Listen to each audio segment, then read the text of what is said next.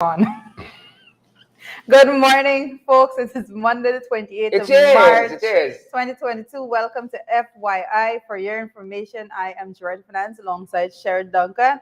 And here with you after quite an amazing weekend. Yes, Will Smith. Quite an amazing weekend. Listen, Are we there yet in the program? Are we there? we are On the Will not. Smith item? Are we there? No? We're not. We're nowhere close to Will Smith item at this moment, but you know, Sharon and I have Fake news. Sharon and I have Fake different views on these people. Fake news. This is gonna be a debate and a half today. Fake news. You know, it would be fake Will news if Smith, it didn't wow. happen. Wow, Will Smith. It would be fake news if it didn't happen, but it did happen. Manufactured. Manufactured news. That's a different story. That's a In different Hollywood, you got to be discussion. very careful. Very careful in Hollywood. Beatrice, good morning to you. Siobhan, good morning. Gavin, Melissa, June. How are you guys this morning? How was your weekend? You know, I'm going to be following the comments very, very carefully. Best smacked her. I see Beatrice said, haha, okay. We can't even agree. Was it a punch? Was it a smack? Was it? What was it? It was a slap. We can't even agree on that. That tells you. That tells you. Right? Can't even agree. Was it a punch? goodness. Was it a slap? Was it a smack? What was it? It was a slap. I've reviewed. I think Will boxing the wrong people. I've reviewed the footage. Wrong people. Hashtag entanglements. Welcome around our breakfast table, folks. Good to have each and every one of you. Pull up a cup of tea. Hashtag entanglement. Is he wrong? Some people get them box. Right? Y'all know who for run up to. Y'all know who for run up to. Monkeys know which name for jump on. Good. Warren said that let me state for all those who are criticizing Will, I would have knocked him out, right? Let me just add, right, that if you went slapping somebody in the face for disrespecting me, then don't come around me, right? He's wrong to the people. That's my principle. Slap the people in the entanglements. Them is people need slapping, the entanglements. That one probably went off record, hopefully. Yeah. Entanglements. Oh my goodness. So Cheryl has a different view on that, but we definitely very in Hollywood, very contrary view. It's Hollywood folks, best actor. Best actor. Let me just drink with you my movies this year. I have problems to deal with this Cheryl have tea this morning. It's not Milo tea. I got TT. Does not have Milo I got tea, but he TT. has tea this morning. So a lot going on. Dave Dorrell said exactly. He said Jagabats need that. Well, that was Lynette. what were the trench crappos? What the Jagabats? Rocks and the people get the bucks. Rocks it. Oh my goodness. So a lot of comments out there, most definitely about what happened. A lot of persons agree with Will. I see some guys coming out saying no, they don't agree with him. Sharon is here saying it never happened. So, Sharon is here saying don't get involved in this time in this special entanglement. I did good. Oh my goodness. And he wanted a Will award. got best actor for a reason. It's a reason. Best actor. It's a reason. Right? Will is Sharon is saying that we saw it live on display. Yeah. I just find it weird that this is an actor who, you know, plays a strong man in a lot of movies, and I like Will, right? But you can punch a man for disrespecting your wife, quote unquote. You can't even knock the man off your foot. I just find it interesting. A man of such actually proportions, and you can't knock the man off your foot. I'm ashamed. Like me want to see no more action movies, Will. Right? Me want to see no more action movies, Will. You just turn his face a little. I'm telling you, and you so upset. Listen, I don't. Part 2, the next Oscar. I didn't think it was staged. I think that there's too much emotion. It was staged. I do not think that it was staged. There's too much emotion. You know what? I'm surprised. She's been long in politics, and she'll know a set piece. She'll know when these things stage. I'm sure if you show that Auntie Gail, Gail to share was that stage.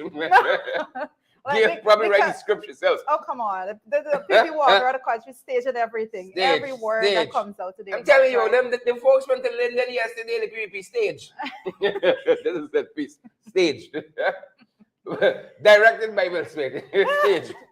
Stage. That being said, folks, we're going to get to that. We can get to that. Most definitely. Share the live stream. Happy Monday. And smash the emoji for us, folks. Share, share, share, and smash the emoji. Margaret Nelson says, "Will slap the taste out the Chris Rock." God, Lena Jacob is saying, no, that was real. Exactly. Yeah, you know what? Y'all surprised me. This is Hollywood, and y'all are willing to put your head in the block on what is real and what is not in Hollywood. It was real. I said it was real. The first time when I saw it, because I know Will could cry, right? I mean, I watched Pursuit of Happiness and all of those, so we know Will could cry. So Will is crying too. Well, when he accepted the war, I see why you get best actor. I see.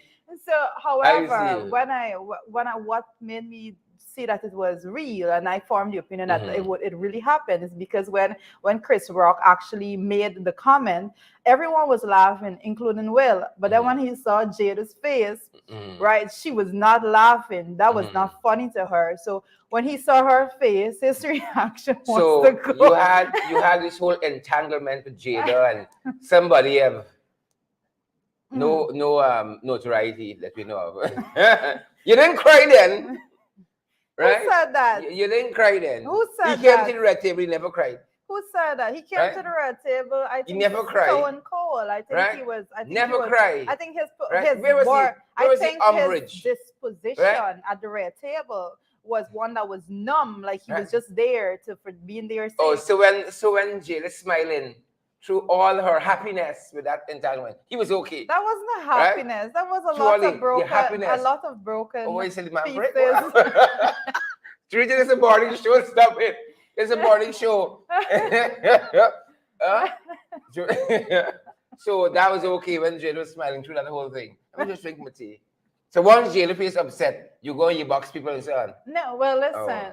Oftentimes we don't know what is going on behind closed doors and all the pieces to their life, their life, right? So yes, we did hear about Jada and all of that, but we don't know what is Will and Jada's relationship like to that level. So a man could do X to your wife, right? It don't bother you for slapping. But if you talk about your hair, then you got a problem with that. A man could, but it's not talking about her. And so on. No, it wasn't talking about her hair. The bad part came when Jada didn't find it funny. No, because she didn't just shave her head. She was doing that because of an illness. That's what I'm saying. So she didn't find out as a joke. She saw like you were making a joke off of her illness. And this is the Oscars, and the host makes jokes about a lot of things. No, but you don't make joke off of someone's illness that. And when in Hollywood did we start writing up these rules? Why you make jokes about? No, because I don't make jokes about. That's general, right? But I dare say that if anybody's to make a joke about my hair or anything, you're gonna be slapped too. So no comments. Moving on, folks. Moving on. So. I don't believe it. I don't believe it. And I'll tell you why later on. But I don't believe it. I was Sharon knows we have very different views on this. Staged. No pun intended. No pun intended. They were on a big stage last night, but that was staged. Well, we were seeing Yep. How was the weekend, guys? And welcome to FYI. Those of you now joining us, pull up your chair, pull up a cup of tea, whether it's Milo tea you're having, coffee tea, or just tea, whichever you have. How could you have a coffee tea? Whatever you have. We're happy that you guys are here with us. Crystal Chipper and Rosie Rose Jeff and Vashti Magnot and Glensis Mingo Byrne and Brenda Bowman and Marlon Young, Beatrice Selby. All of you guys, we're so happy that you're here this morning. Ensure you smash the emoji button for us. You know how we roll around here. Smash the emoji button, share the live stream, and let me get on with it. Of course. You're upsetting some people in the comments. You need to reevaluate your stand on that video. You're upsetting some people in the comments. I just want to alert you to I think it's Jack. You put Will update to distract us from the problems at home. Notice we didn't talk about them Jack Bass and trench crappers yet. I think it's a PPP strategy to distract from the economy in this country. Moving on, folks. We're going to circle back. Put a pin in that. We're going to circle back. We have a lot in the morning papers. A lot in the morning papers. I'm gonna let Sharon start you off on the morning papers as we go. I think there's some stuff that's on the paper before him right now. Yeah, I think it's very interesting. I made the front page of one of the dailies. I don't know I don't know how, but I why? don't think But the graphic guy is doing you justice, yeah, it's Cheryl. true. It's It's not true. going on They could there. ask me to send a better photograph. No. Uh, I talking about yeah, our yeah, yeah. graphic guys. I don't understand why I am not on the front page of the front page. That being said, folks, we're looking at the road fatalities increase, and we're going to be touching on some of that when we get to the morning trend. But we cannot implore folks enough. And we say here all the time, whether you're pedestrian, motorist, or you're a pilot or something like that, you got to continue to Yeah. be careful, be cautious, and all of that, Yeah. right? Because this thing is an epidemic now. The way in which persons are being killed on the roadways, and it should be a cause of concern to all. And I don't think the administration is very serious in tackling it. I saw recently, probably after listening to us every day, they're giving some money, I think, to the Road Safety Council. But this is something that needs leadership on, and I think it has to start from the top. That we're very serious about what's happening on the roads, and something has to be done. But even how I see some of government ministers using the roadways, Well, right? Everybody there got a was a case in sirens, which and people just one of the members of parliament actually hit down a child. yeah. There was that case also. Yep. So the way we of ourselves use the road, and we cannot discount to a former minister in the PPP lost her life, Dr. Fox, Yeah. in a road Desiree Fox, accident. yeah. Right. So we got a long history of this road carnage, and we got to do better. I don't think we understand the science of how we use the roads, and It's not the science. It's just basic. common sense, It's a culture. The culture is culture, that and you go common out there sense. and do basic nonsense because there is not a system in place that you are facing consequences to the actions. We often speak about the fact that we have bus drivers on the road with doing a barrage of nonsense, and their license are not revoked for any period of time, Yeah. and all of those things. So Yeah. where is the consequence to the action of ill use of the road Yeah. altogether? And that's what we're seeing there. But we have a lot to cover on that particular matter because over the weekend and even this morning, the papers are so saturated with fatalities. It's very sad. Yep. So there's that happening in the morning papers. We're looking at the carnage on our roads. And then we're also covering Mr. Rowley, the Prime Minister of Trinidad and Tobago, Dr. Keith Rowley. His Yeah. comments on the Mr. Jagdew stating that Trinidad is falling apart. We're also talking about that. We see some of this covered in the morning papers too. And, Trinidadians are shocked. I think we even have some footage out of a Trinidad morning show showing Trinidad. The folks have been very livid in Trinidad about this issue. Yeah. And I think it's like that. What do you call it? Third railing politics, as it were, is like people would say, okay, Will and Jada, Oh my gosh. right? How did we find our way back here? I can bad talk my wife, but you don't do it. I can bad talk my spouse, right? If I'm venting, but the minute you start, oh, he's a dog with truth, we got some problems. She's a dog with truth, we got some problems, right? So Trinidad might know that the country going through, and every country got its phases, going through some trouble, but we want you tell we. But when it comes to the issue, If that is so. well, that's. I think you made a reference to it when it was none other than LFS Boredom that said mind your own Barnyard, barnyard, basically, because yes, Trinidad, every country would have their own issues that they're facing, but we find it odd that Guyana, with all that's going on right now, is actually referring and making a reference to what to Trinidad in that manner instead of dealing with the crisis that we have home here right now. Because when you look at it, we're too far behind. Because if you take apart the comments that was made by the installed vice president, talking about Trinidad depending on one sector alone, which is the oil and gas sector. I think there was Are we far behind? I think it was Harris that had the illustration, that little cartoon illustration that showed for the budget that it was the oil sector that was fetching the entire budget, fetching it all together. So how dare you go there and make that comment? It's just like a megalomaniac, you know. So be doing the same thing, Yeah. but you're gonna abusing down somebody Yeah, else yeah. for the same thing. Every sector declining, Right? every single other sector. Look at what's happening at GCOM, right? How they are rigging at GCOM. You have deferred local government elections, right? Because you know you're doing poorly out there, you don't want to go to the ballot. That's rigging too. Because their own base Right? have been calling for the elections. So wait until Yes. local government elections. You know Right? that But you keep deferring it, and it doesn't look like it's going to happen this year, right?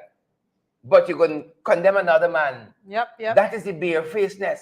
Look at things happening home. Jurita's economist here, a resident economist, and has been pointing out these numbers. Look at the non-oil GDP. How nice is that for us? Again, the oil sector fetching everything. Every right? single Look thing. at the production of sugar. They have to revise the production for 2022. Yeah. Downwards, not upwards, Yep. downwards. And they might fall far below even that Correct. revised figure. Look at rice production. Yep. Down. Right? Look at crime. You're talking about Trinidad. Look, we mess right. We got our own basket of issues. And we ain't got 30, 40 years And look at in gold. oil and gas like Trinidad. And look at gold. Let's Right? look at At least those in Trinidad history. can look around and you can see what we did.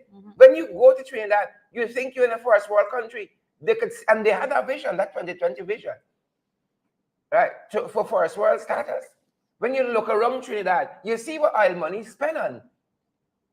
When people can go to university and government paying, you get your degree paid for by the state. The benefits and amenities. Look at what policemen are paid in Trinidad.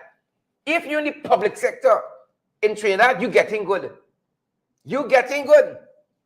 If you earning $3,000 any bank giving you a credit card, you got to put on house, land, car, all kind of thing here. Forget simple credit card. Trinidad went away years ago.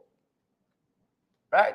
The amenities, the standard of living in Trinidad, things like cable, hot and cold water. Trinidadians pay light bill every other month. Every other month. Light, water, hot and cold water, cable and so on. Those are standard things in any household. If you're renting, that's not bougie living. That's ordinary people. Light, cable, water, and so forth. Hot and cold. That's standard. Electricity is a luxury here to the point that the Prime Minister says to turn off your AC. The electricity bill come every other month in Trinidad. I don't know if that's the way it's done still. But I'm making a comparison to what's going on in Guyana. The fact that the Prime Minister is going out and telling people to like turn off your ACs. To turn off your AC, you talking about Trinidad. We gotta, and this is a country that has had years of experience in oil and gas. We are a nascent oil and gas economy. And like we did right to Trinidad there. How we meet so fast in 2 years? Right? Depending on the one sector. So interesting. It is most unfortunate that is going on. But there's a bit that is coming out. If we can go to the international news at this point. We're on the trend, folks. We're on the trend. As we go to the international news, there's a bit that I want to bring person's attention to, and I'm seeing it is in the Jamaica Observer. I'm taking that out to the Jamaica Observer this morning. That says CCJ a fatal path, young bud nano storm, as they are reporting it. They write, I find it very interesting. It said last Wednesday, the People's National Party Youth Organization welcomed news that both government and opposition agreed on Jamaica becoming a republic, right? So the youth organization then went on to advocate that Jamaica dispenses with the United Kingdom Council and in its place adopt a Trinidad-based Caribbean Court of Justice as the country's final court of appeal, but very interesting is that as the headline read, they're saying young bud no storm because they're saying here basically in the article that you think you're going to the CCJ and it is going to be all good, but you need to take the examples and look down the line as to what was being done by the CCJ and not go rushing into that direction. And Guyana, we have had our own bit of experience with the CCJ. I know something that happened quite recently when it comes to the Marcus Bishram issue that went to the CCJ, and a lot of persons were not happy with that ruling. albeit that the CCJ was saying that based on the law, this is how it should have been done, and the fact that our what's her name here, what's her name, Hack. Shalimar Ali Haq, the DPP. Shalimar, yes, Yeah. I couldn't remember her first name there. That she didn't have the jurisdiction to do what she did. Nevertheless, that it has been but this article is very critical of the CCJ altogether. When you rationalize it, it makes perfect sense. The Shalimar Ali Haq thing. Yes. And you know, one of the things in law is that it's always law until it's tested in the courts. Correct. You know, what Parliament produces is always law until it's tested in the courts. Trinidad of itself recently had its first bail for murder. Somebody who's charged with murder in 100 years, the first time. Why? Because it was tested before the law. And what the court was saying is, what happened to the presumption of innocence until proven guilty? That's a fundamental part of the law. Innocence until proven guilty. And in fact, you're denying somebody bail says that you're going against, among a lot of other issues that was brought up there. So unless it is tested, it is always you know, sound coming out from Parliament until the law tests it. And we had quite a few instances here. Well, and yes, we do have one that we're going to touch on a little bit later, with some court action being mulled at another aspect of something that was done in the National Assembly. But I find it very interesting that Jamaica has this article that is very critical of the very CCJ, much so, very much so. And I think, altogether. I think when you go down a couple of paragraphs, folks, and you're free to peruse that on the Jamaica Gleaner. Was it Jamaica Jamaica Observer, the editorial yesterday. They talk about how courts can be influenced by events happening, by personalities, by politicians, corrupt people, right, who peddle in influence. And one of the points they were making in the article is that, you know, the Privy Council is far removed from the issues, right? And that is both a pro and a con, right? But the CCJ, quite strangely, has been very, very there's an asterisk, let's say that, over the CCJ. You know, I'm trying to pick my words very carefully with this particular article. When we see it, you hear APNU AFC partnership. And I don't forget, some people were trying to throw me under the bus when I said you gotta send the cliques and so on in the region among regional leaders. But why do we think they are immune from any of these things? It's politics. It's politics. And to see that article, and even Rowley over the weekend talk about who tries to influence the affairs in countries, right? Who, and even in that article, who knows who in the region, heads of state and all of that, and who talks to who about getting X and Y done and all of that. Who says the CCJ is immune to that? If your local courts of jurisdiction can succumb to pressures, right, to rule in a certain way and all that, what makes the CCJ different? These are human beings. But all of those, I think what's important is that critique is out. I think it's important to know that no organization, especially these organizations, is immune to constructive criticism. They're not going out there and basically accusing the court of anything, but they're saying based on X, Y, Z, these are the opinions persons could form about the effectiveness altogether of the system. Right? So without going into any specific detail. I'm trying to find my notes and I don't know. I can't seem to find it. Yeah, but while Sherrod is finding his notes, you know, we had quite a few accidents over the weekend, like I said, and I'm just going to be giving you some highlights on those as we come to what's going on locally. And locally, we have a teen died in the Craig accident, right? And I believe that we should have some footage for that. I'm not sure if we sad. Sachin Prasad. Right? Thoughts and prayers with his family and friends, loved ones. Correct. And as and in addition to that, we had the cop died at a Lusignan accident. And then in addition to that, we had a Windsor Forest pedestrian died. I think right? we're moving faster than the guys want to. Yes. hold on. Guys, but a lot of cars on the road. A lot of road cars, and I want to get to 2 reports, hence I'm moving fast. But guys, do your thing from behind here. I think we have some footage.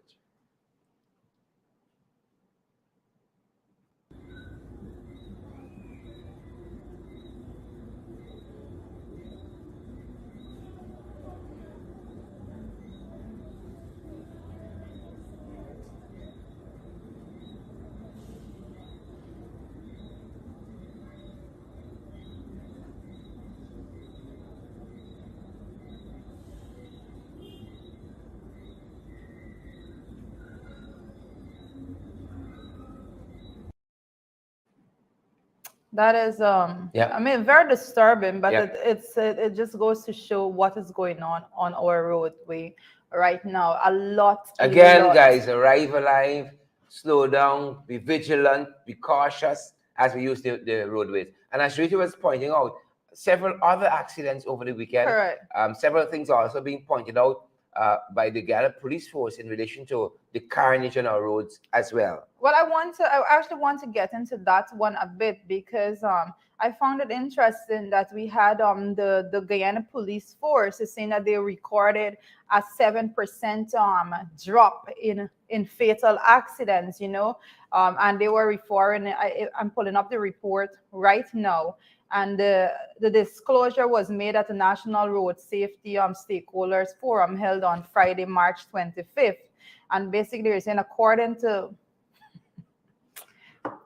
the statistics presented, there were 20 fatal accidents with 26 deaths from January 1 to March 24th, as compared to 24 fatal accidents with 25 deaths for the same period in 2021. So that period in 2021 had 25 deaths, but lo and behold, before they could, I think they should have actually, as old people, to say knock wood, because that was Friday, and as we're seeing it right now being reported in the papers, this was on the 26th, the very day after. Friday the 25th, that report was given. That report was supposed to represent the statistics up to the 24th, which is Thursday. But yet we have on the 26th in Starbuck News, it's been reported that there were 26 road deaths already recorded for 2022. Wow. So, some work needs to be done Yeah. there. So I think with that bit of updating of the statistics, it's going to eliminate that decrease altogether that they were looking at. And what I can also say is that it's not good for us to be saying at this point in time that last year we were at the same spot, 2021 period, right where we are here. So absolutely nothing was done within the year to make sure that we are better and less lives are lost Yeah. on the road. And it's Yeah. very It's important also for us said to that note something that. was done that wasn't effective too. Well, I didn't note anything that was Which means done. nothing was done. Basically, because if what you did had no impact, Yes. then where Well, are we? well, actually, I want to say that I didn't see anything that was done because, yes, persons go out there and they say this is supposed to be done and that is supposed. But what I think statistics that needs to come forward is how many persons are being charged, how many persons are being charged, was charged in 2021 for reckless driving, dangerous driving, and those things, as opposed to how many persons have been charged thus far for the same crimes. Because if you don't have consequences, this is going to continue. We have been speaking, guys, we've been speaking about this every single day because it's human lives are being lost, and it's a very serious matter altogether. So we just can't treat it as another person got knocked down. It's too many persons. It's a very small country. Yeah. So as we Yeah. move forward in the trend, we're looking at, it says the environmentalists flagged the EPA non-disclosures of the new Demerara Bridge project ahead of hearing on challenge to waiver. Too many secrets. I, Too many secrets I, we got. Too many secrets. And it's been what activists and commentators and stakeholders in the industry have been talking about. Too many secrets you could never know. They don't want to let us know the secret deals that are happening. We to this date, we don't know the fullness of, for instance, the Sputnik V deal with the Shady Sheikh, right? Dalmud Al Maktoum. We don't know everything. The opposition would have posed questions to the National Assembly, to the government, still gone unanswered. Aramco, that is supposed to be marketing our oil. We still don't know what are the terms of that deal with Aramco to market our oil. And lots of these projects that are coming on board with the environmental safeties that are needed, whether it is the EIAs or similar mechanisms that are in place for your health and your safety, not only for human life but for your biodiversity and all of that. You don't know. You just don't know, and it's the secrecy about it. They're always promising, oh, we're going to put it up on this website. We're gonna put it up on that website. It never happens. Well, I just want to make note at this point in time when it comes to the bridge project. I want to remind persons, because I think a lot of times we got to keep reminding people of the train of events that have been transpired. When it comes to the bridge, persons need to remember that it was in the interview with Isabella Young and Barajagio that we learned that the talks that they were having was halted, and that they were no longer engaged in conversation, negotiations about that project. And then now we're learning that the company that is doing the Mile Falls project is a company that is that they're in discussions with when it comes to that bridge. Again, all very haphazard pieces of information. As the article says, it said ahead of hearing this week on the challenge to the decision by the EPA against requiring an environmental study for the new Demerara Harbor Bridge. Environmentalist Simone Mangal-Jolly has reported that a regulatory body has failed to provide critical information needed to make a decision on the project. Yeah. And this is what we've been saying all along. So again, we want to emphasize and reinforce the point that we've been making these very same arguments, but it's always nice to see when you have the experts come in and they're saying the very same things that we've been saying every single week. Very well. Yep. Very well. And more transparency is needed. You know, you can never have too much light in this instance here. Yep. In this, more transparency is needed. The information needs to be out there. This sector belongs to who? It's the Guyanese people, or it's to the government? It's to the PPP? Who does it belong to? But it seems questionable when we have all of those things being the way in which they do things. It would appear that the current administration believe that they owe no one any explanation, and the operators, though they're spending their personal money when going out and actually doing things on behalf of the people of this country. Exactly. And so instead of talking about Trinidad, perhaps we should be discussing these issues, right? Whatever happened to post-cabinet briefings? That was a coalition thing. Cabinet press briefings. Whatever happened to that? That was and a from the coalition same thing. folks who used to say, "Oh, Granger don't like me the press." Yeah. Right? Granger, them not talking about what's happening, but yet we had post-cabinet briefings every week. There's a difference to, and people should take note, there's a difference to the politics that the way in which the PPP interact with it. PPP interact with the press 90% of the time or more when they are this putting out propaganda, things that they just want, making promises. But they don't engage the press when when it comes to decisions that have been made at the level of cabinet. That those are concrete things that are coming out. That's a decision forum altogether.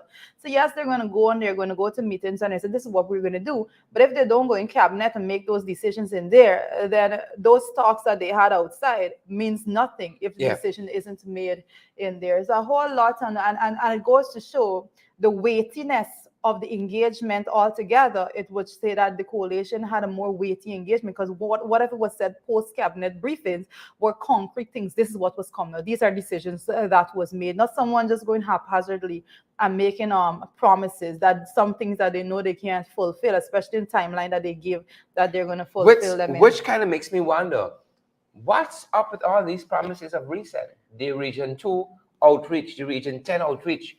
We just had a budget last month. It's not a case whereby you are going into a budget period, and so you know that there's monies there to do stuff, or there will be monies there for another, set of allocation.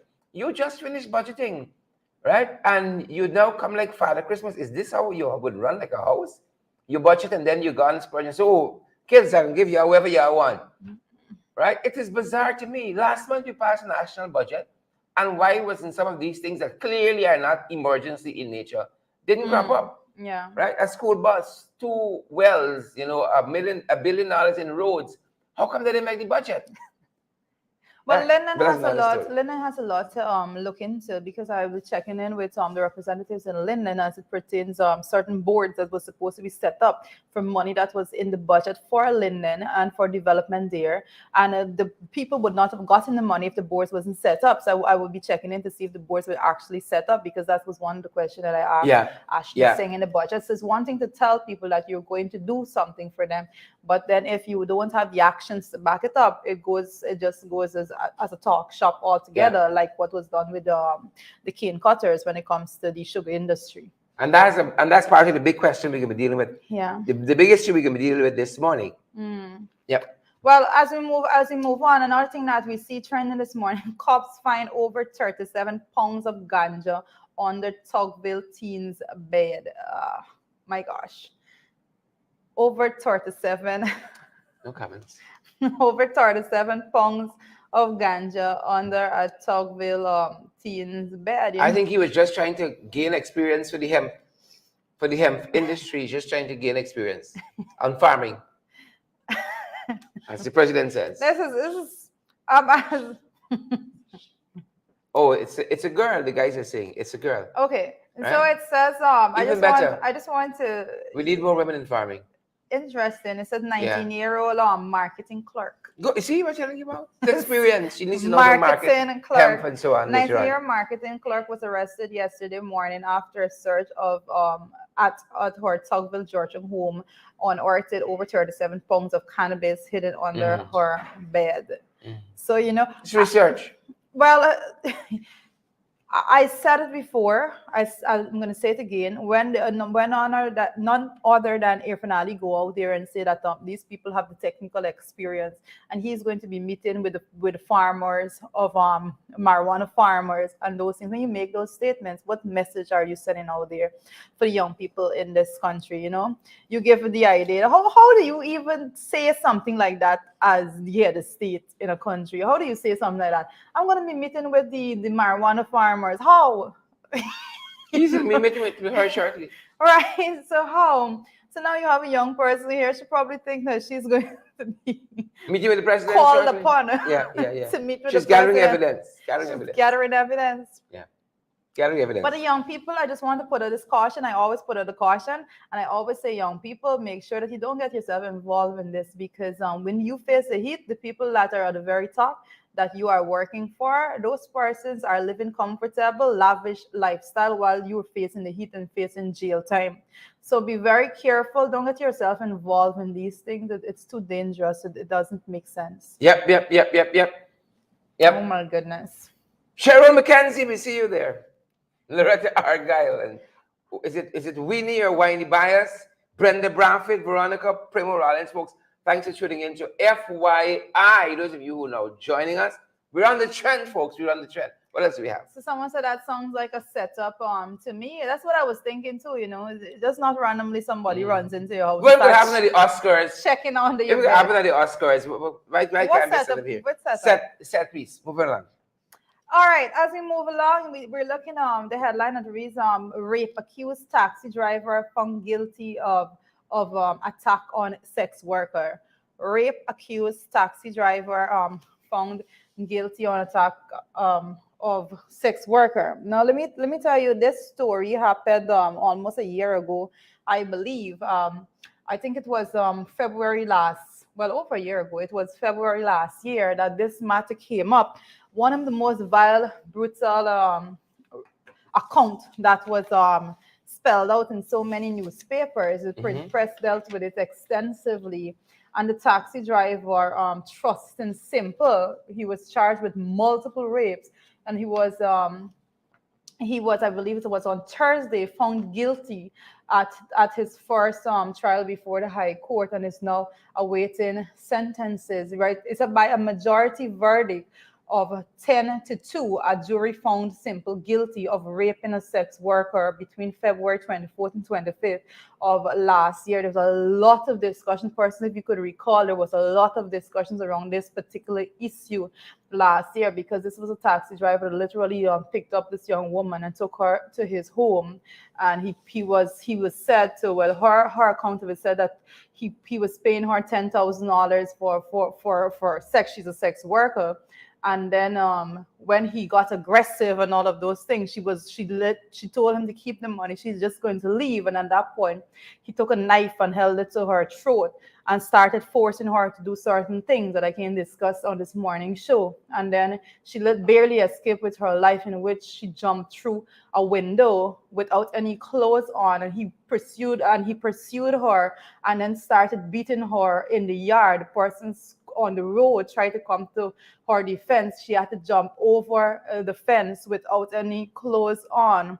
and then persons were able to give her aid outside the yard. And I mention it because the neighbors said after all of that transpired that there were endless different times that they heard women screaming from within that particular home, and no one knew what we used to go on there. But as I'm saying here, That's the fellow need a punch in the face. right? He don't need Among a other punch. things. He needs to be locked away for life. That too. Like he needs That too. psychiatric evaluation. Yeah. He needs to be locked away for life. And I know a lot of persons had made there was a lot of public outbursts on that particular matter, because there were instances prior to that he was before that he went to the I'm not sure the level of the court, but I know that reports were made about him and sexual harassment prior to that. And because the system did not work for women then, other women fall prey to that individual. So I'm glad to see that the system is playing its part here, and that he has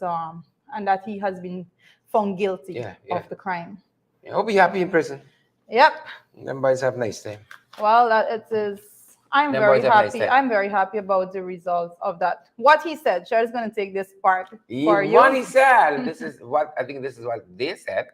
If we got it right, it's Starbuck News. I think we pick it up from Starbuck News editorial, and they were talking here about the dismissal of the Food and Drug Director, the government analyst, Food and Drug Department, the director, Dr.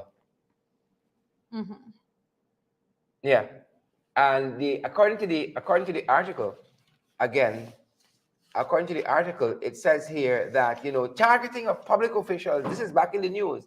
The dismissal of potentially the dismissal of Dr. Cole, all right, Dr. Marlon Cole, and the editorial says targeting of public servants who discharge their functions professionally and are not inclined to be directed by politicians has been a well-established malignancy here.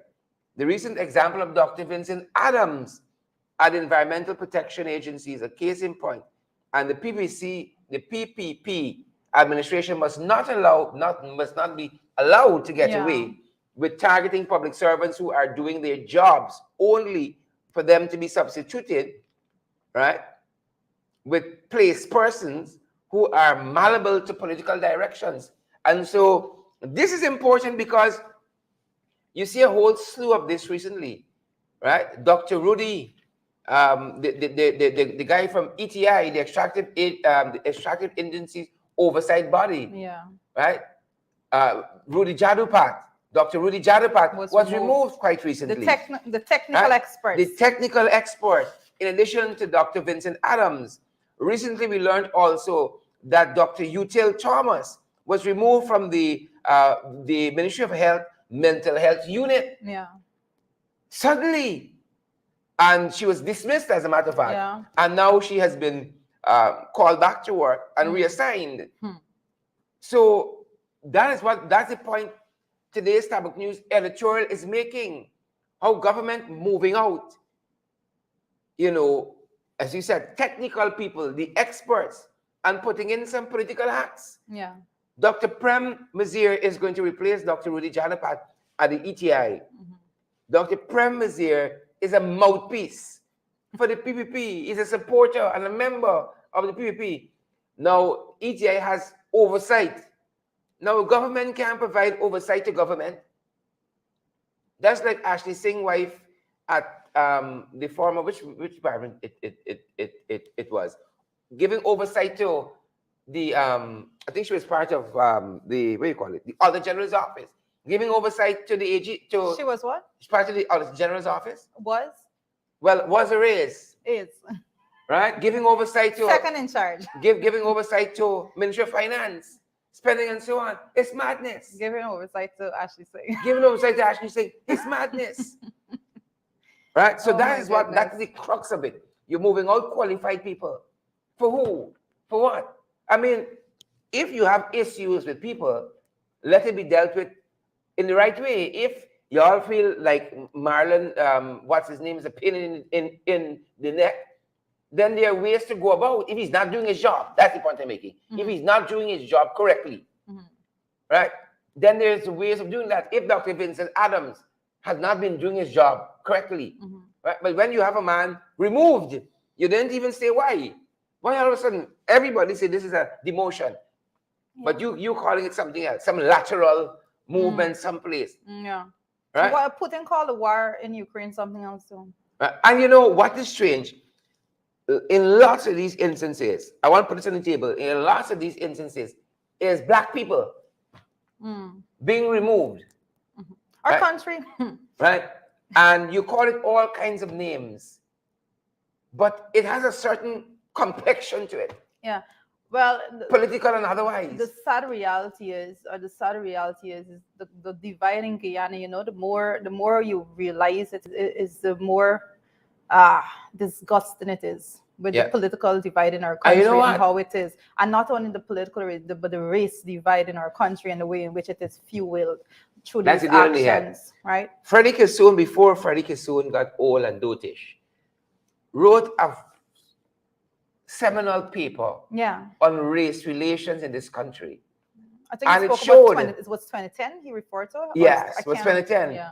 It showed how the PPP systematically removed Afro-Guyanese from positions of influence, even in sectors where Afro-Guyanese were dominating. For instance, the public sector.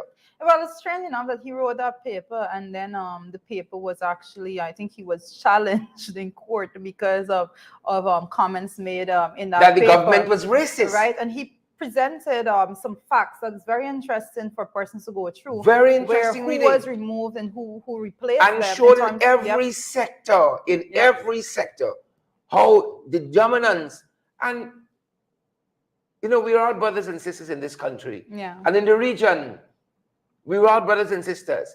But when one race gets favored over others, whether it's black people, it's Chinese people, it's Portuguese people, when one race, you know, we were meant to rule, that is racism.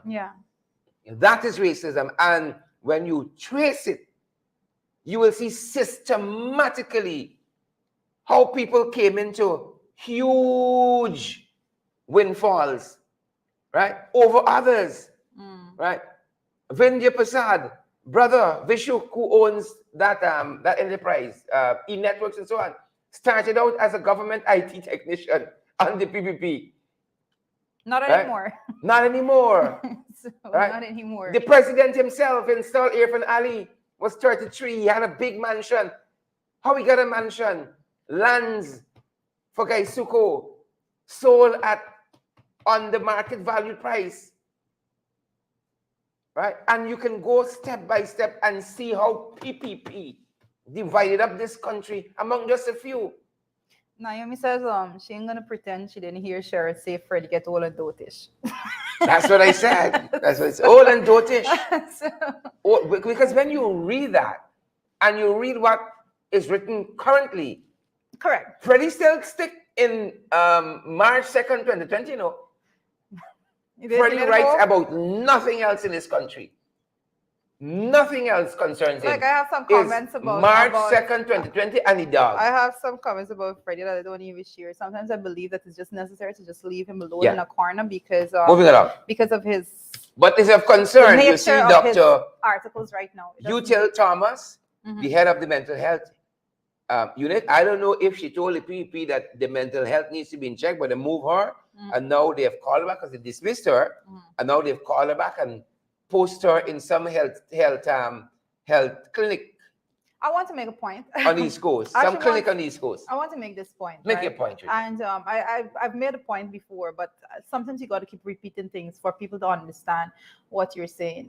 When it comes to the public sector altogether and removing persons that are qualified, right? The PPP is in office, and now we've had several discussions over and over again as to the fact that these institutions that we have in the country, the ones that are supposed to be functioning are not functioning. Some of them have not been instituted altogether, but the ones that have personnel attached to it, they go in and they remove persons, the technical experts, and they put in their political hacks. Because of that, the institutions them are now crippled altogether, and they are not making any sound decisions, so they're not functioning as they should.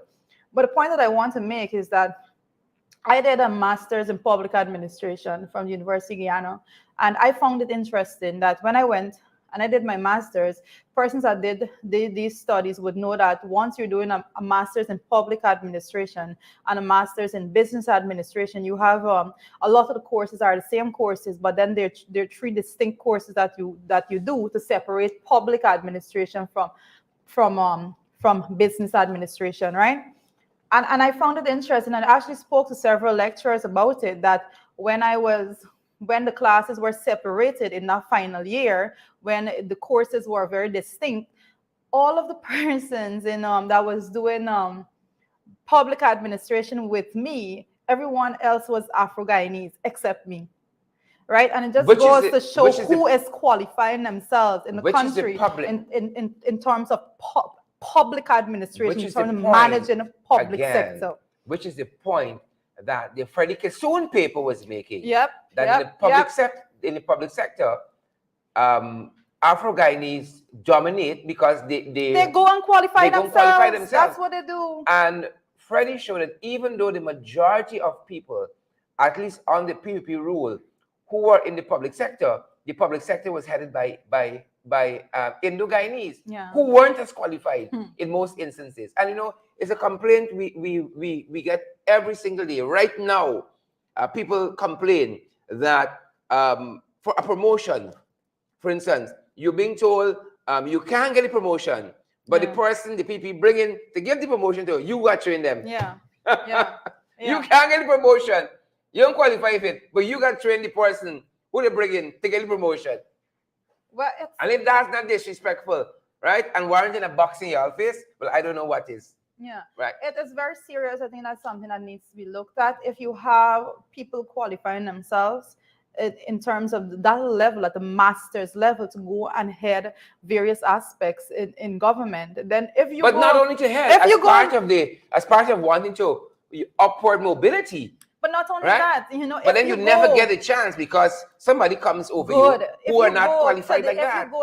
If you go to the various government agencies right now, you would find people that did master's courses in University of Guyana, graduated with masters in public administration, but that are not at the helm of those organizations. Got people that never did it. That's at the end of the organization. I mean, I get upset about those things. Let me call names. Call names, man. One of them came before the Public Accounts Committee, before you. May Thomas got a diploma in something, I don't know, but a woman she has replaced got a master's degree to BPS. And it showed us because when May, unfortunately, who seemed not to be interested too much in the public service, came before the committee, she couldn't answer any questions. None at all. She kept just deferring it to her subordinates. Right? And that means something. The person who you replace with a diploma has a master's degree, has spent their life in the public service. And you come, and what do you get for it? You got what was displayed before the committee. You get incompetence. That's what you get. You get what was displayed for the and it must count for something, And I think I was watching somebody recently, I think it was Noah, whatever his name is, was talking about the fact when we tell people, Trevor Noah, go and study, and taking an education and you're going to be successful. And the point he was making is more than that. Because a lot of people went and studied successful in the public service, for instance. Master's degree, but trapped in a department because somebody over them feel, you just come and you think it's it. Right? But I got 2 master's degrees to my name. What doing? Right? You understand people fly to this country? No, but it begs the question as to there's all this talk about scholarships and giving scholarships out to persons right now. It begs the question as to how those persons are going to be treated and dealt with at the level of the public service when they have studied. Because if nothing else, the government can give scholarship that they are not putting high value on when it comes to jobs within the public sector. That is the tragedy. Right? It used to be something back in the day to be a PS. Look at the PS for labor, for instance. Whatever his name is. Used to be a colleague of mine at City Hall, right? No qualification to speak of, but he's PS of a whole ministry like that. Where we going as a country? Right? Service to party is one thing, but we at least be qualified. At least be qualified. I mean, like, what is the minimum criteria to be a to be a permanent secretary? What would you deem as the minimum qualification? Is it a first degree? Is it 5 years in the public sector? Is it 10? What would be the minimum qualification? Right? And that is why you're not seeing people able to perform at a certain high level. But that's why I made a point. If persons would remember, I believe if I'm not mistaken, I believe it was Ashni Singh and someone else that was speaking about bringing persons your pay up to scale with your qualification. And I made a point and I said, so how are they going to be treated with their PS that is less qualified than the PS? It's subordinates, right? So you're going to pay the subordinates more than the PS? There's an exemption there. You bring the pay up to par with the post. You pay up to par with the post. Right? But folks, They didn't think that we have a much way of- to go. We have a way to go. Well, I'm getting a little bit of local breaking news. I don't know.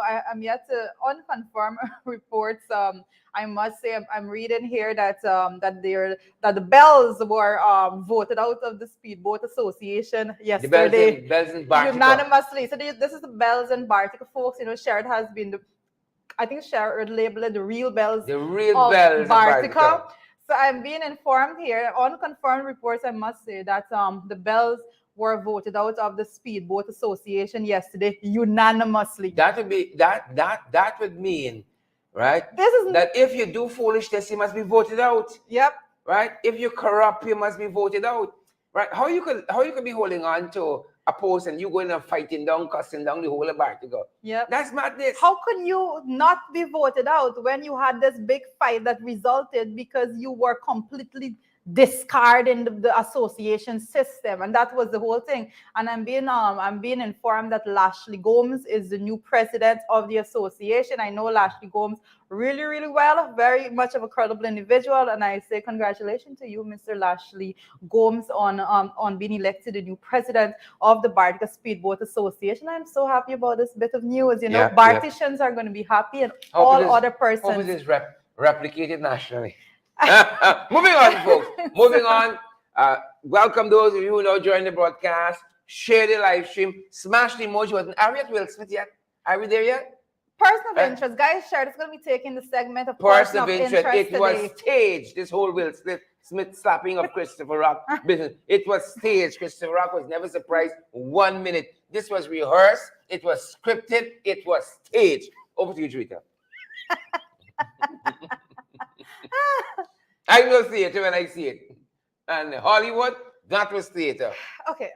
First of all, there is a lot going on there. It was a slap, Richard. What a lot. There is a lot going on there. Let us not pretend. Let us not Unpack pretend that was just a slap. And Will Smith on. I think we have some. I think we have some video. Let us start from there. Let's start from there. So the viewing public could decide for themselves, and you'll see it was staged. You will agree it was staged.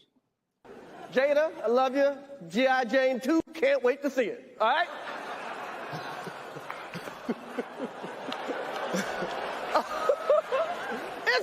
That was a nice one. Okay. I'm out here. Richard. Oh, wow.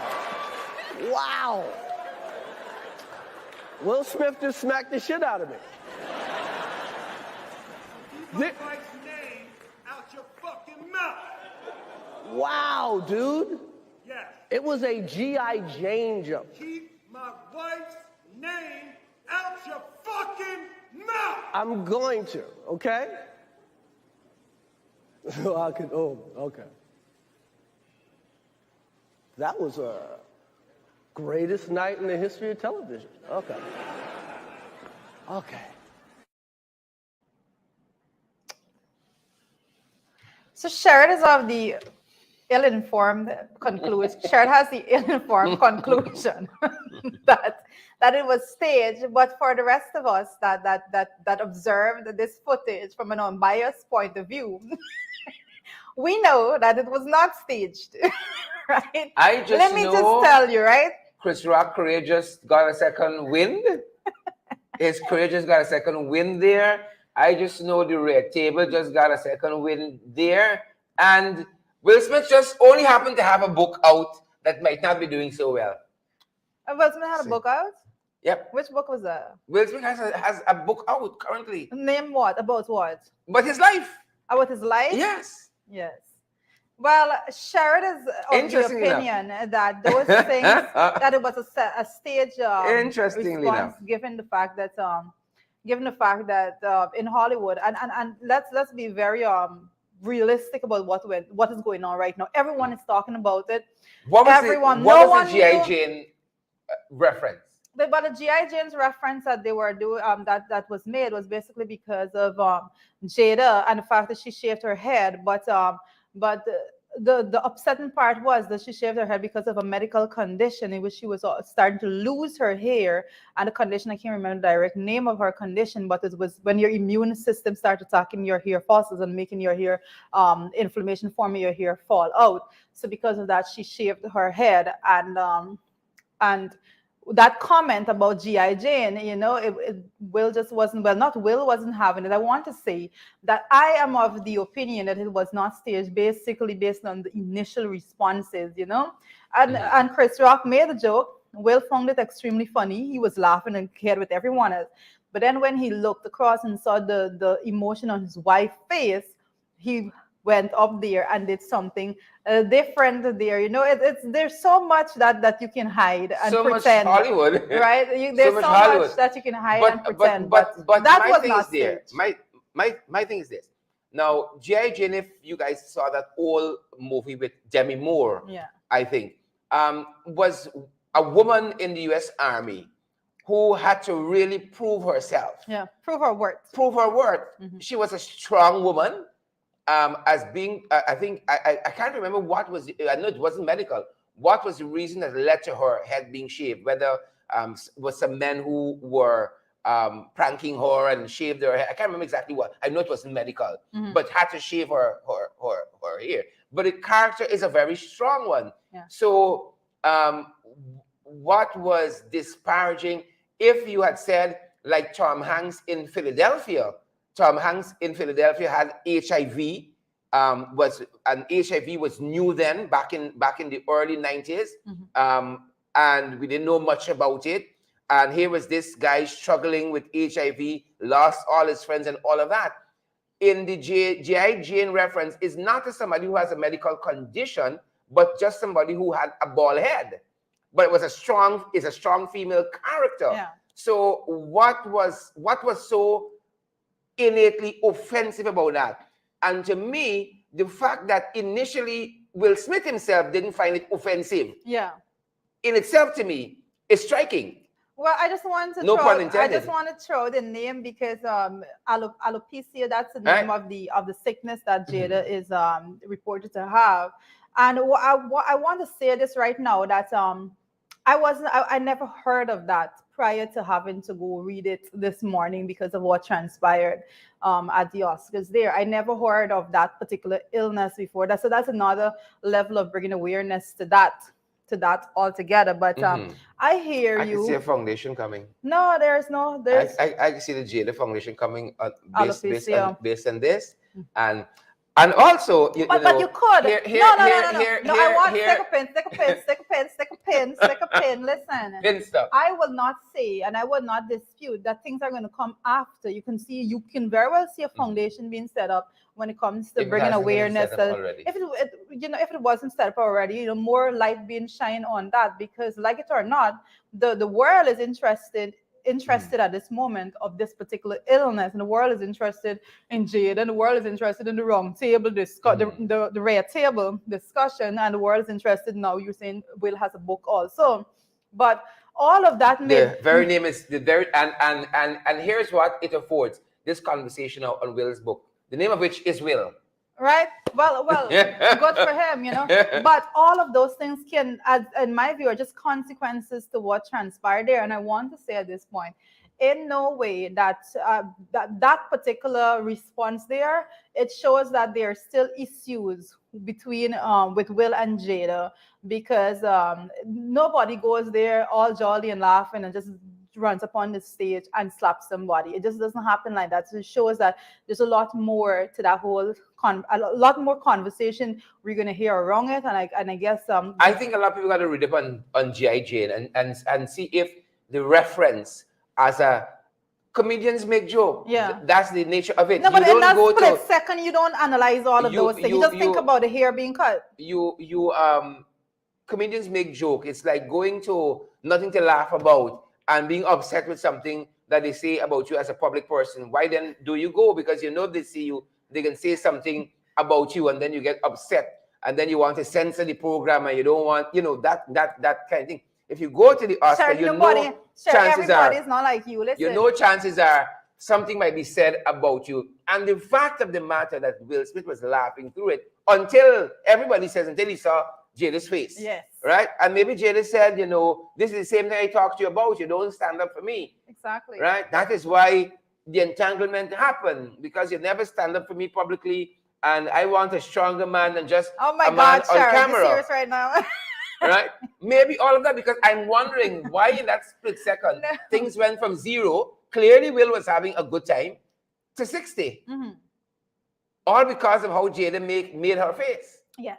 Right? This is like a parent and you having fun, but when your parent make a face, you know what I mean.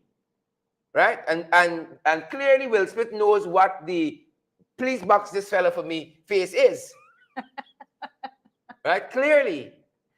Oh right? my God. It's the very same reason Steve Harvey says he doesn't do stand-up comedy anymore. He says because you're at a point in the US now where everybody's sensitive about everything. You can't make a joke without offending somebody somewhere. You make a joke about for the animal rights people. You make a joke about the environment is something. You make a joke about white people, black people. Everybody just touchy now. Okay. Right? And here, typical kids. Well, Sherrod is a rare commodity in this time because I think Sherrod takes hits every day from every day. It's just the nature of being. It's just the respond. nature of being on front. If I gotta take offense to everybody who says something about me, right? I can be able to coach step. But it's like what Rowley said yesterday, the Prime Minister of Trinidad, on Saturday. He says, a lot of people say a lot of things about us. Yeah. Right? But thankfully, most of them say good things. Yes.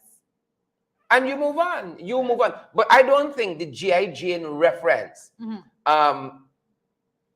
warrants that. If you know the character G.I. Jane, and the character was played by Demi Moore. But you're thinking too much into this. You have the time. You had the time. No, but think about it after. But Will Smith too, I think, is an intelligent person. You in Hollywood. No, not like that. And clearly they knew what the G.I. Jane reference meant. If the G.I. Jane reference was to a sick, decrepit woman. It had everything. No. You're overthinking this. Listen, the G.I. Jane reference and the immediate interpretation that Jada had was the interpretation that everyone got. The immediate interpretation is that, Jada, her head is shaved and G.I. Jane head was shaved.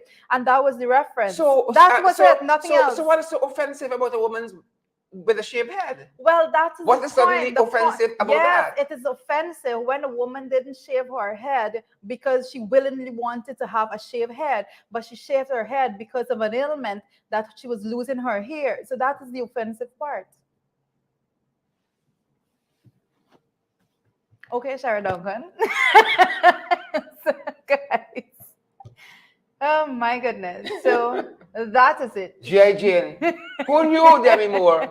Demi Moore will make a comeback. G.I. Jane. Yeah, that was it. And he found it funny, but then when he realized that she did not find it funny, it hit a chord with her, he went up there and he dealt a slap. I mean, Chris Rock, Chris Rock took that slap like a boss. I still say the whole thing was staged because of all the reasons you point out. And everything that gets a boost coming out of this. Chris Rock's career, Jada's foundation for her sickness. Alopecia, yes. Will's book will get a bounce. Watch and see how Will's book go to the top of the New York Times bestseller. But you know what was interesting? That's good PR. You know what was my thinking? I just want to stick this in before we close off on this topic. What was interesting to me is that at the level of the Oscars and all of these things, you would expect to have a security set up, a security that somebody just can't walk on stage. Somebody like can't just walk on stage and bring a slap at you, right? Yeah. So it goes to show that there's a lot of loopholes there when it comes to security of those celebrities within. Unless it was staged. Right? There's a lot. No. It shows that they are securing persons prior to them going into the building, but there's not much security in there when it comes to securing persons, because a lot of those persons are feud among each other. It's interesting, and animosity among each other. that Jada had an entanglement and that guy didn't get a slap. The man was hurt. It's interesting. The man was hurt. Not as hurt as last night. No, he was hurt. He was angry there, but you know, those He wasn't as angry. That's a different wasn't angry then. conversation, guys. I'm not gonna get He into wasn't angry that. then. Right? For It's me, interesting, though. entanglements and all those things, you It's know, a different kind of hurt. You It's a know, hurt that- polygamous and relationships and all of those things that people refer to as modern ways, and so don't mix me. Let me tell you, don't mix me in it. Well, I'm with somebody, I'm with them, they're with me. Anybody else come in the picture, it's time to end the whole relationship and be done with it. In this now. Go Right? on. No, because all of these conversations are being had because, you know, there was this whole thing with the entanglement. She referred to it as that. And persons are like, oh, well, modern persons more, what is the word that is used a lot? More liberal minds have ways in which they go about relationship. For me, like I'm saying, don't mix me, right? I don't care what people say. Don't mix me in that. I'm sorry. What is going to be, what is going to be big ratings and billing? Take my advice. Take my word for it. When Chris Rock is brought to the red table. Oh, yes, yeah. But someone said they called it. Someone was saying that they call it at the next Oscars that Will and Chris is going to be hosting together, right? Someone said that they're calling that in advance. But like I'm saying, a lot of things. Folks, Hollywood is like politics. There are no permanent what? There are no permanent enemies, no permanent friends. Yes, no just permanent interest. Yes, and correct. A lot of interest colliding with a slap. A lot of interest. I know politics when I see it. A lot of interest colliding with a slap. But we have a lot. We spent a lot of time on this. Listen, Sheriff's not going to move from his position. I'm not going to move from my position. He said it was staged. I said it was not staged. You say whatever. They were on the stage, and it was staged. Prime time, the whole world watching. So that's the whole thing by itself. But guys, we need to touch on the big issue we've already. Believe it or not, that's not a big issue. Believe it or not. Big things happening. What a big issue, obviously. Because Lyndon just got a slap. Whether or not you all know it, y'all just get slapped. That's more than a slap. That's just total disrespect. Slap in the face to Lyndon. Right. So the big issue, we see high cost of a living crisis, and we continue to use the word crisis, and the government has been using the word crisis as well. PPP administration, they are using the word crisis as well. So, you know, strange enough that they're saying we have crisis here, but they condemn other people. But that's another discussion. So it's a government regional outreaches, and we've been noting some of the things that are going on at the regional outreaches. One of the things to note in particular is what went on in Linden and the promise that was made yesterday. Sherrod, what do you take of that? I think it was staged. It was staged. Now, quite interestingly, after Region 2, that Linden would be the next place that they go. After Region 2. Right, and I don't know if the guys have that map we've been working on, that we would have articulated what was giving out in Region 2. But we can walk through some of the things.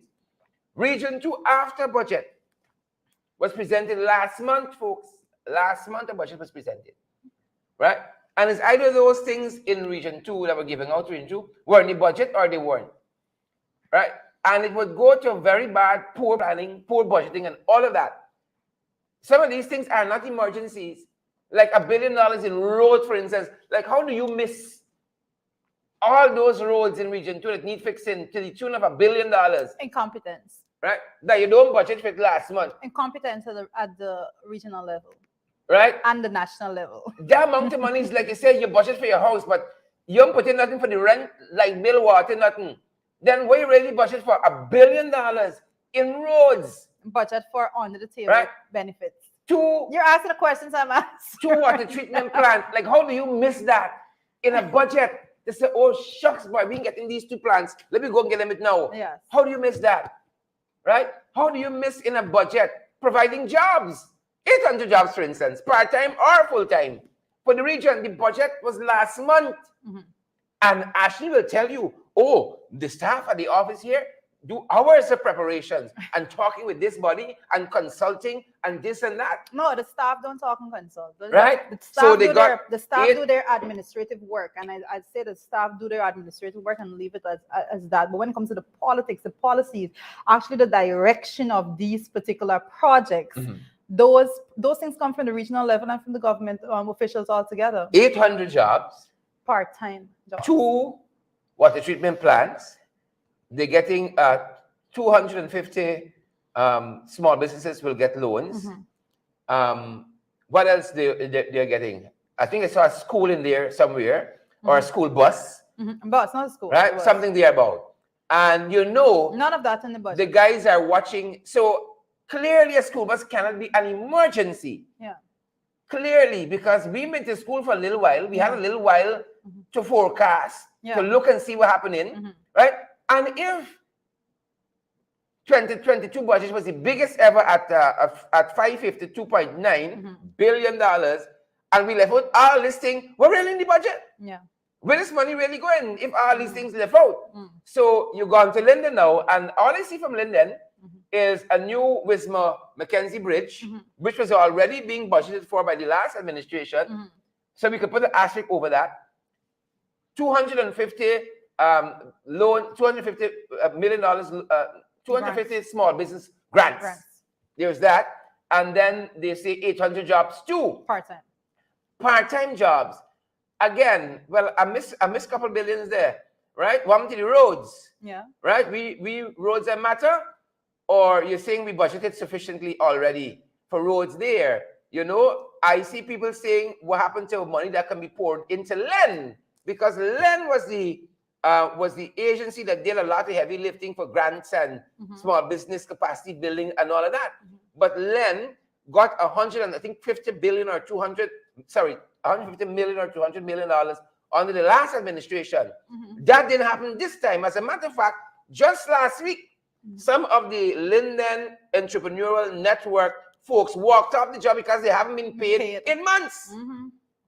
So what about fixing that problem first, right? And lots of other things that go to the working of the municipality and the township of Linden and the region on just a regular basis. Getting those things to function efficiently, just on a regular basis, before you bring the extras, right? But clearly, if you weigh item by item between the two regions, right? Clearly, the two regions aren't the same. So this kind of pretends that there is equity in the distribution of wealth and all that. This is a set piece. Well, in addition to that, I will tell the folks in Linden to note that that Barjagda never said he was given 800 part-time jobs to Linden. He didn't say he was given 250 the small business grants to Linden. He said he was giving it to Region 10. And I challenge you to follow very, very closely if whatever percentage of that is actually done, where it is going to be done and where it is going to start, what parts of the region is going to be benefiting from those little announcements first, and what percentage of those plans would actually come into actual being, right?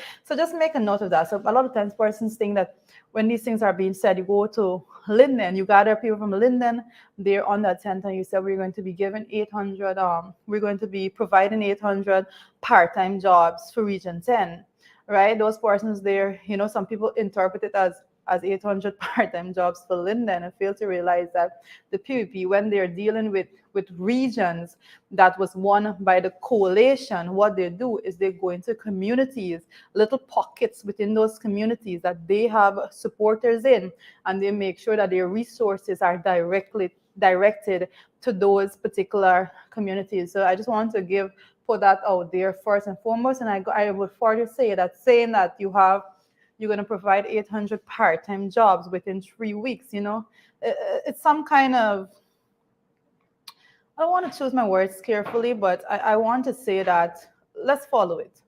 Let's check in with you 3 weeks from this announcement as to how this is going, right? Let's check in with that, because that is what the heading, and this is Newsroom is announcing it like that, headline: 800 jobs to Region 10 residents in 3 weeks.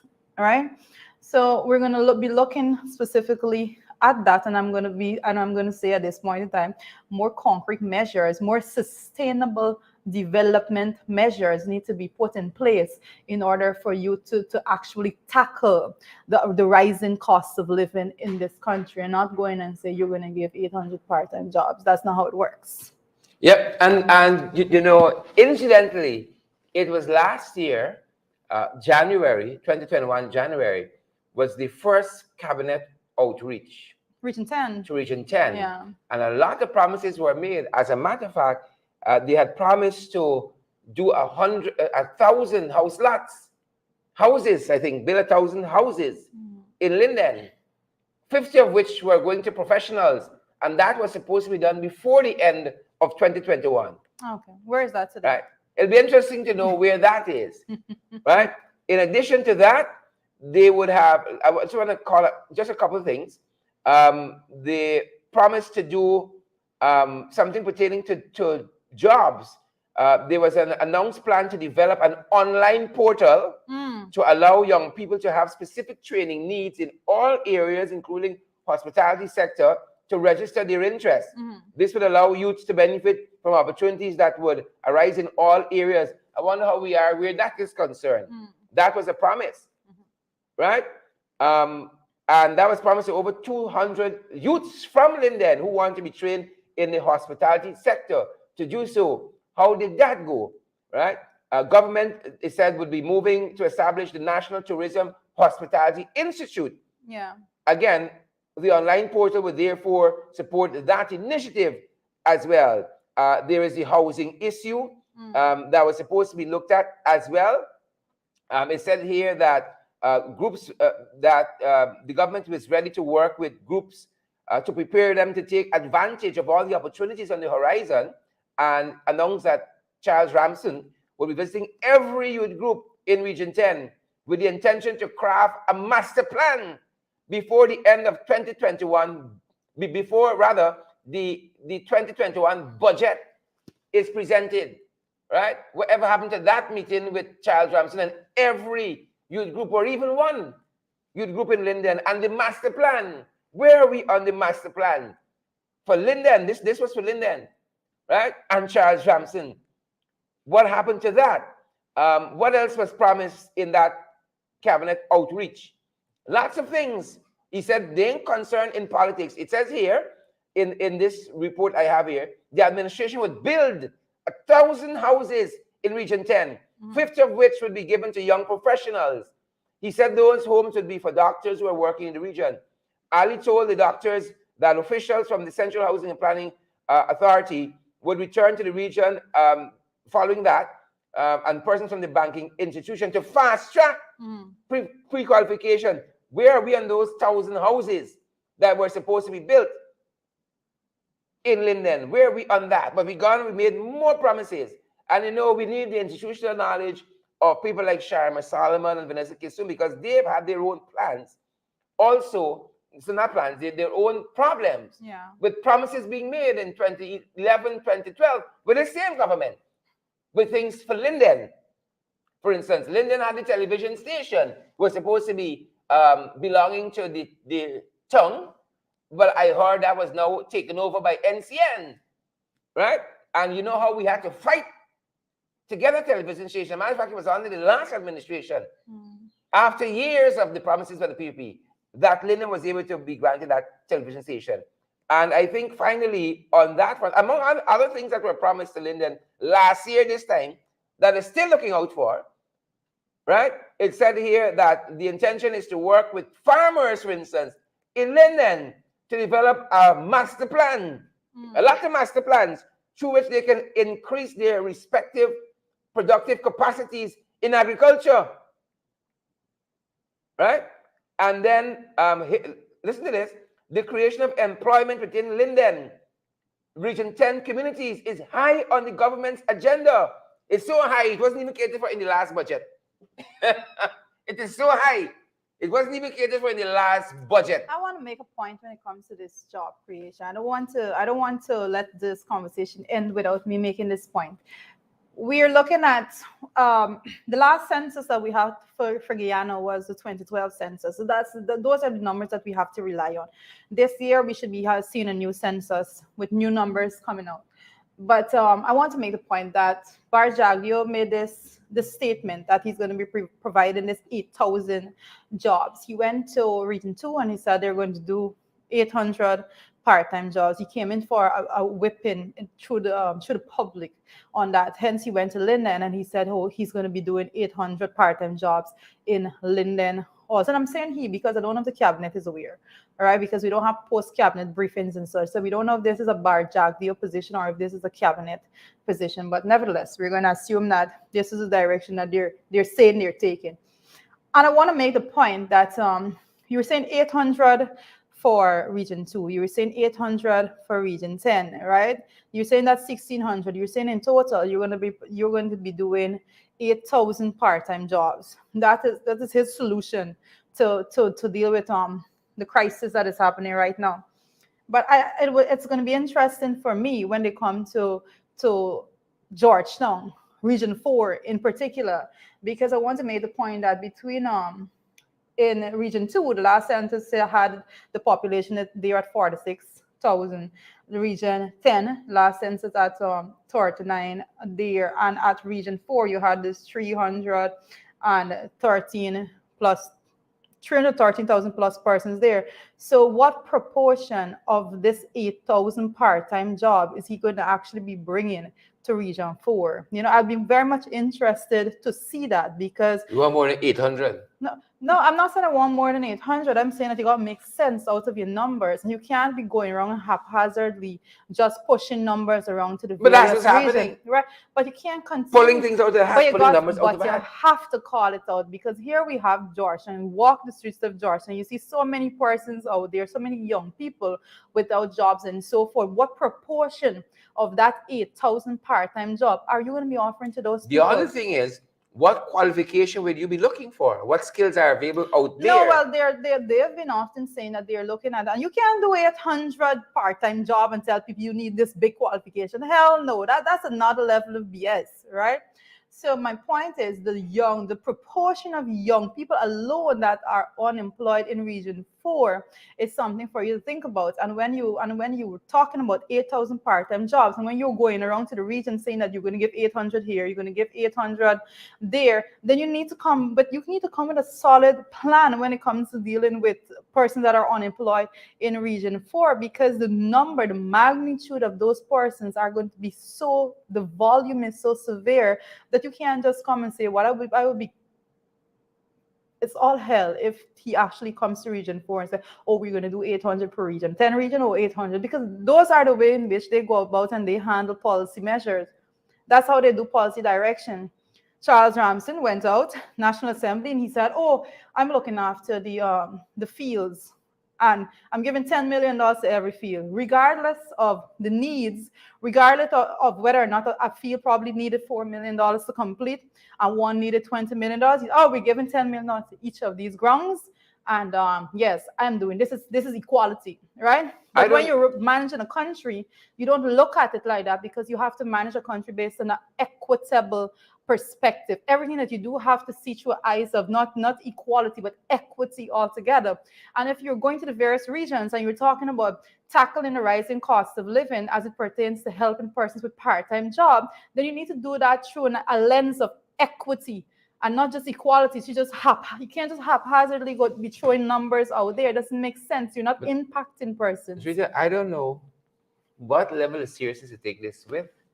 If it's because Jaglu says it is going to happen, yeah, or is it because the second vice president said it will happen? No, but that's why I said we're going to look at it. Or because the president was overseas and Jaglu wanted some airtime. I just don't know. We can't take with no seriousness, and I want to make the point that, and that's why I said we're going to check in with persons after this 3 weeks. You said 3 weeks, okay, 3 weeks.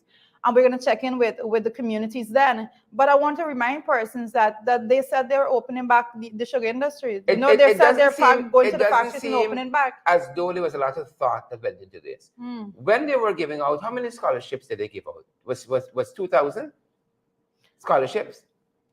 Did you see, or was it more? Was it 8,000 scholarship? Wasn't 8,000 scholarship? They gave out in this last tranche here. What's about 2,000? You're talking about that 20,000 scholarships. You remember the symbol? You remember the PR that went into that? Listen, they said in every town. They said and for registration. Every town that you have, there are billboards put up that says 20,000 scholarship delivered. Right?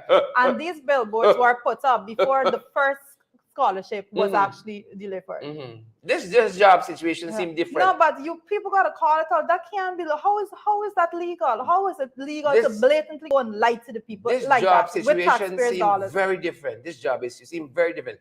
Like them put much thought into it. You know, this job situation seems very different. Is this going to be? Where is this being managed through? Is it the local government? Is it through Ministry of Labor?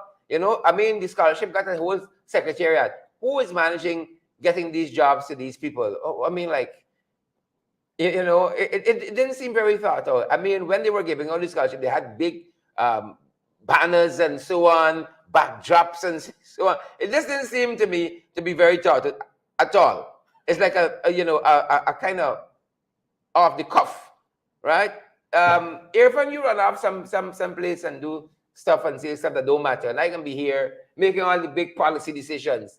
You know, that seems straight. And in the midst of that, getting into some problems in the region too. Oh my goodness. Well, it's a whole lot with that, but I challenge person. I think we should, what we're going to do, I'm just throwing this to share right now on the spot, but what we're going to do is actually going to the last bit of promises that were made specifically to Region 10 and highlighting those. And basically what we'll be doing is adding the promises that were made again, because persons need to realize that this is not the first time this administration is going to the region and making promises, right? It's not the first time. And mind you, last year when they went to make the promises, this was on the heels of firing a whole set of people in Linden. Correct. It was on the, the heels of firing a whole set of people. Brigade, exactly. Yeah, a whole set of people. The data management, the ambulance brigade, a whole set of people.